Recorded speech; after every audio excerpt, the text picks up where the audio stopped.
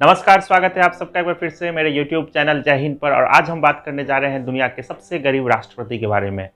बिल्कुल सुनकर आश्चर्य लगा होगा आपको कि कोई भी राष्ट्रपति गरीब कैसे हो सकता है, क्योंकि जब भी हमारे दिमाग में राष्ट्रपति शब्द आता है तो हमें नज़र आते हैं बड़े बड़े दुनिया के बड़े बड़े राष्ट्रपति, जैसे कि बाइडेन हो गए, पुतिन हो गए, शी जिनपिंग हो गए। तो हमारी नज़र में ऐसे लोग आते हैं जिनके साथ हम देखते हैं कि कई सारी गाड़ियाँ उनकी टोली के साथ चला करती है और जो कि काफ़ी महंगी गाड़ियों में रहते हैं, महंगे घरों में रहते हैं। लेकिन आज हम आपको बताने जा रहे हैं दुनिया के उस सबसे गरीब राष्ट्रपति के बारे में, जिन्होंने राष्ट्रपति बनने के बाद भी ना राष्ट्रपति भवन में रहना मंजूर किया, ना उन्होंने राष्ट्रपति के लिए जो कार्य दी जाती ना उसमें चलना पसंद किया। तो उस राष्ट्रपति के बारे में आज हम लोग इस वीडियो में जो है बात करेंगे। जी हाँ, तो हम बात कर रहे हैं उस देश की जिसके राष्ट्रपति को सबसे गरीब राष्ट्रपति बताया जाता है, और उस देश का नाम है उरुग्वे। जी हाँ, बिल्कुल हम लोग बात कर रहे हैं उरुग्वे की। उरुग्वे वो देश है, उसको तब तक ग्लोबली वो पहचान नहीं मिली थी जो पहचान उसको वहाँ के राष्ट्रपति 40वें राष्ट्रपति होसे मोहिका के आने के बाद मिली। पॉलिटिक्स में आने से पहले, राष्ट्रपति बनने से पहले होसे मोहिका ने जो एक लंबा समय उस देश में डेमोक्रेसी को लाने के लिए फाइट किया था, जिसके कारण उनको कई बार जेल भी जाना पड़ा, कई बार उनको टॉर्चर भी सहना पड़ा। यहाँ तक कि एक बार उनको एक जगह जहाँ पे फायरिंग हो रही थी वहाँ पे उनको 6 गोलियाँ भी लगी थी।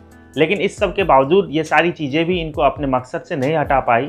और जब ये 2010-2011 में उरुग्वे के 40वें राष्ट्रपति बने तो उन्होंने उरुग्वे का पूरा एक तरह से उन्होंने कहा बदलाव ही कर दिया, चेंज ही कर दिया। राष्ट्रपति बनने के बाद भी वो कभी भी ना तो उन्होंने राष्ट्रपति के लिए दी जाने वाली किसी तरह की सेवाओं का लाभ लिया, ना तो वो राष्ट्रपति जहाँ रहते थे वहाँ रहना पसंद किया। राष्ट्रपति बनने के बाद भी वो अपने एक छोटे से फार्म हाउस जो कि उनकी वाइफ का था वहाँ पे रहते थे। उनके पास एक पुरानी सी कार थी, उससे चलते थे।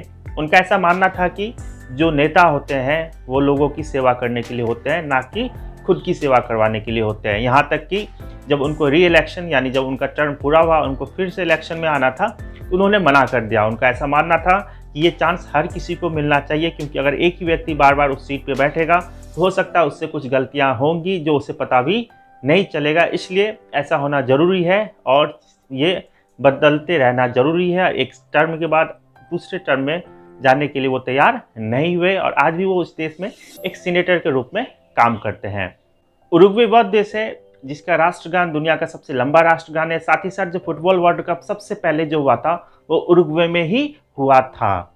आज के समय में होसे मोहिका के जैसे राष्ट्रपति का होना एक बहुत ही मुश्किल चीज़ है कि हमें पता है, क्योंकि बहुत सारे दुनिया में बहुत सारे राष्ट्रपति उतने खुलेपन के साथ रोड पे नहीं घूम सकते हैं, सड़क पे नहीं निकल सकते हैं, क्योंकि उनको लाइफ थ्रेट का खतरा रहता है। लेकिन इस सब के बावजूद भी जो मोहिका जी ने किया, यानी जो मोहिका जी ने वहाँ पे लोगों के लिए काम किया और जिस ईमानदारी के साथ काम किया, वो ईमानदारी ज़रूर लोगों का दिल जीत लेती है। और उनका ये सेंटेंस कि जो राजनीति में लोग आते हैं वो लोगों की सेवा करने आते हैं, ना कि खुद की सेवा करवाने आते हैं। लेकिन अगर हम भारत की बात करें, यहाँ का एक मुखिया भी, यहाँ का एक सरपंच भी अपने 5 साल के टर्म में इतना संपत्ति बना लेता है कि शायद उसका आने वाला एक पीढ़ी तो आराम से वो संपत्ति से चल जाए। लेकिन ये एक राष्ट्रपति होने के बावजूद भी उन्होंने राष्ट्रपति से रिलेटेड किसी भी प्रकार का कोई भी लाभ नहीं लिया। यहाँ तक कि उन्होंने जब वो राष्ट्रपति थे तो अपना 90% जो सैलरी था उन्होंने डोनेट कर दिया था। साथ ही साथ जो अब वो सीनेटर हैं वहाँ के, उसमें वो कोई भी सैलरी